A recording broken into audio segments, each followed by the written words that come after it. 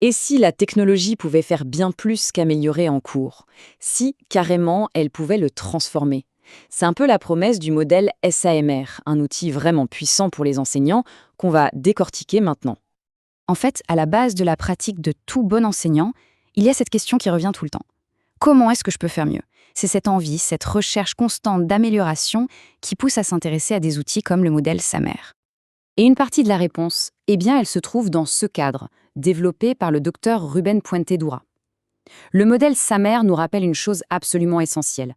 Ce qui compte, ce n'est pas tellement l'outil technologique en lui-même, mais c'est comment on l'utilise. La pratique pédagogique, voilà ce qui est au centre de tout. Allez, on y va. La première moitié du modèle, c'est ce qu'on appelle l'amélioration.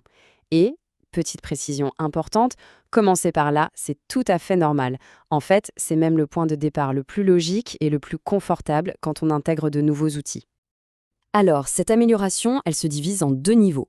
D'abord, la substitution. C'est simple, on remplace un outil par un autre, un peu comme taper un texte au lieu de l'écrire à la main. Et puis, il y a l'augmentation, qui va un cran plus loin en apportant une vraie amélioration fonctionnelle, comme par exemple utiliser un correcteur orthographique. Prenons un exemple concret, un cours de poésie. Imaginez un livre numérique qui rassemble non seulement les poèmes, mais aussi des enregistrements audio des lectures et des analyses critiques. C'est une excellente utilisation de la technologie, un parfait exemple d'augmentation. On améliore l'expérience, c'est clair, mais le cœur de la tâche, c'est-à-dire lire de la poésie, lui, il ne change pas. Bon, maintenant on fait un bond en avant. On passe à la deuxième moitié du modèle, la transformation. Et là, attention, on change de dimension. L'objectif, ce n'est plus simplement d'améliorer ce qui existe déjà, mais bien de le réinventer, de créer des expériences d'apprentissage qui étaient juste impossibles avant. Pour bien comprendre cette différence, le mieux c'est d'imaginer un cours de géographie. L'utilisation de cartes numériques peut se faire à différents niveaux du modèle, et c'est vraiment là que ça devient passionnant. D'un côté, au niveau de l'augmentation, un élève pourrait créer tout seul une super carte numérique de l'Égypte, y ajouter des calques pour les sites archéologiques, des liens, c'est super. Mais, de l'autre côté, au niveau de la modification, la tâche change complètement de nature. Les élèves créent leurs cartes sur des plateformes partagées, et là, un travail individuel devient une pratique sociale collaborative. Ce qui est vraiment puissant là-dedans, c'est que les cartes deviennent, pour reprendre les mots de Puente-Dora lui-même, des passerelles vers les connaissances des autres. Les élèves ne sont plus chacun dans leur coin, ils deviennent des mentors les uns pour les autres. Donc cette transformation, elle a deux étapes. La modification, où on redessine vraiment la tâche, et puis le Graal, la redéfinition. À ce niveau ultime, la technologie permet de créer des tâches qu'on n'aurait même pas pu imaginer avant. On demande aux élèves d'agir comme de vrais praticiens, comme des géographes, des chimistes, des historiens. Pensez à la chimie.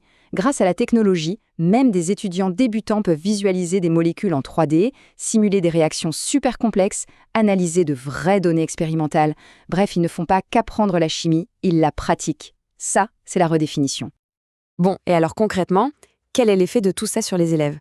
Quand on arrive à atteindre ces niveaux de modification et de redéfinition, il se passe vraiment quelque chose de spécial dans une classe. Ce qu'on observe, c'est assez remarquable. Les élèves prennent les choses en main. Ils ne sont plus passifs, ils s'approprient vraiment leur apprentissage, ils se mettent à proposer de nouvelles idées et il y a une vraie joie qui s'installe dans la classe. C'est l'environnement dont rêve tout enseignant, où la curiosité et l'initiative sont vraiment valorisées. Mais attention, il y a un point crucial.